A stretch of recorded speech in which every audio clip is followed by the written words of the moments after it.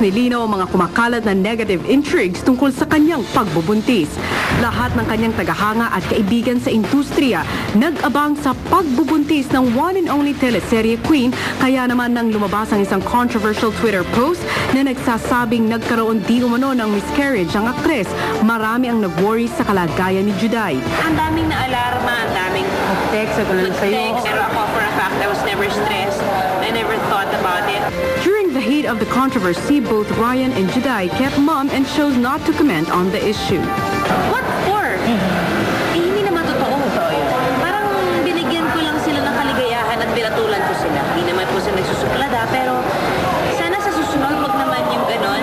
Hindi mo alam kasi kung concerned ba or nangiintriga lang or... But if it's a joke, I don't think it's a good joke because it's one life that I've been praying for the longest time. So parang, sige na lang. Hindi ko na lang kayo mapatuloy. Hindi na rin daw nag-aksaya ng time si Juday na hanapin pa kung sino ang nagpakalat ng balita. Wala naman ako sa posisyon na mag-isip kung sino yun, pero kung sino man sila or siya or ano, sana nasatisfy niya yung sarili niya sa ginawa niya. Amidst the malicious intrigues, Juday still manages to enjoy her pregnancy. Nakakatuwa na alam mong may nangyayari sa loob ng tiyan mo. Nandun yung mas na-excite ka sa galaw ng bata, yung excited ka sa lahat eh. Hindi, yung you're looking forward kung ano yung mangyayari sa'yo bawat araw, bawat linggo, may pagbabago ba sa katawan mo. Yung may garon ka, yung totoo pala yun na hindi ka mapapakali. Noong Martes sa last taping ng Habang May Buhay, ibinahagi rin ni Juday ang experience ng kanyang co-star and close friend na si Gladys Reyes, who is also pregnant for almost 7 weeks. Ngayon lang kami nagkita. So ngayong lalata-lata siya, ako na yung may tatawa-tawa. Okay. Kasi nasimula ako yung lalata-lata eh. Nakakatuwa lang isipin na ang daming blessing na binigyan itong soap na to. Ang daming blessing. Very well said, Miss Judy Ann Santos. Ano, most anticipated talaga tong baby na to. And speaking of birth, happy birthday to her other half, Ryan Agoncillo. Happy Birthday niya! Shapes, Faces, and Curves Dental Arts, Michael Kors for my eyewear, Merrill Shoes, Weight Shoes, Erase Placenta, Posh Nails, Fresh Look Contact Lenses, Alex Carbonell for our hair. Thank you! Yes, thank you so much, Meg, Dr. Manny, and Pai Calayan, Alex Carbonell of Studio Fix, Purology, and Avon Mix. Thank you, RB Chanko. Yes, thank you so much to Vitres, Meg, Zenzes, Cossack, Blue, Miss Pin Antonio Pantonio Hairdressing sa Galante, Manila. Who cut my hair, I love you. Abel Bacudio for my outfit. Thank you, Fendi Eyewear, Fresh to Contact Lens. Maraming salamat. Okay, eto na. Curious ba kayong mga kapamilya kung paano nag-spend ng Holy Week ang ilan sa inyong mga favorite kapamilya stars? Coriel, kasali ka dito. Eto na ang nakaka-excite na vacation ninyo. Panoorin ninyo. Out of bounds ang happiness. Mga kapamilya stars, nireveal ang kanilang summer getaways.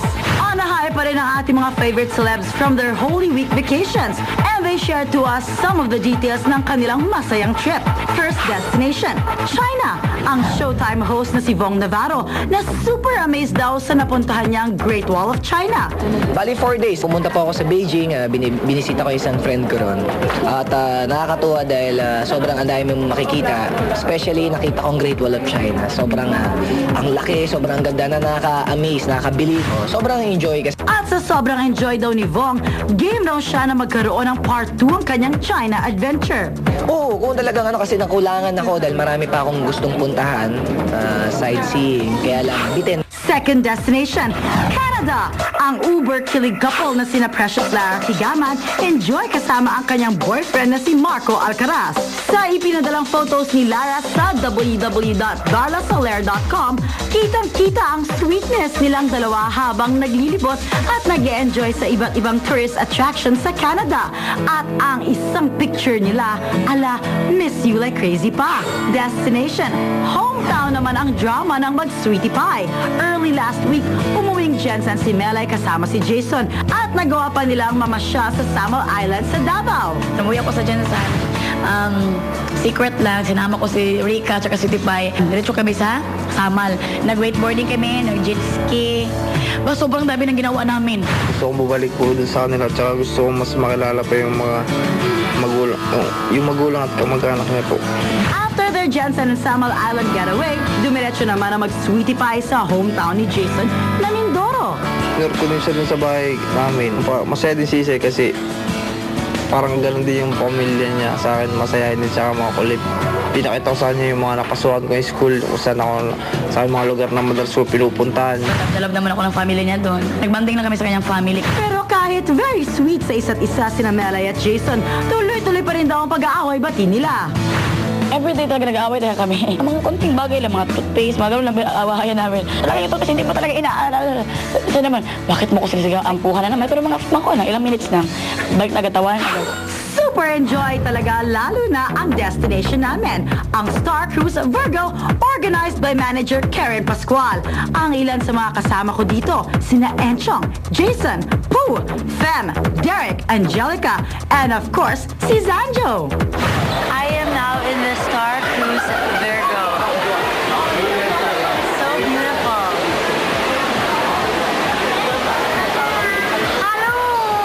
Para maiba naman, maganda yung napili namin na pumunta ng Singapore tapos mag-cruise. Ang saya kasi ang dami namin. Inaya ako ni Sanjo. Sabi ko, why not? Hindi ko pa na-experience yun.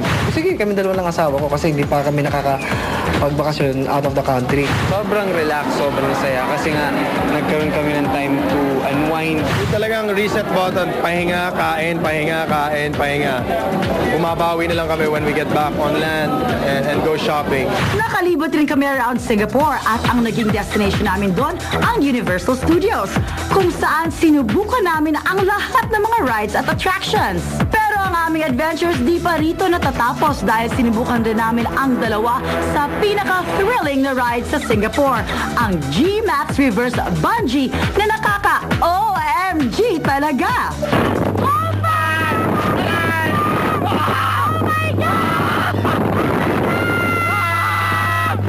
Grabe, ikamamatay mo talaga yung ride na yun. Misa yung bungee na nakasakay kayo, bigla kang ihagis pataas, tas bababa, pataas, bababa, tas umiikot pa yung inuupuan mo. Tapos meron naman isang swing na sa babang taas, halos kasing taas kayo ng building, kasi swing kayo pababa. Sigaw ako doon, naninigas na nga ako eh.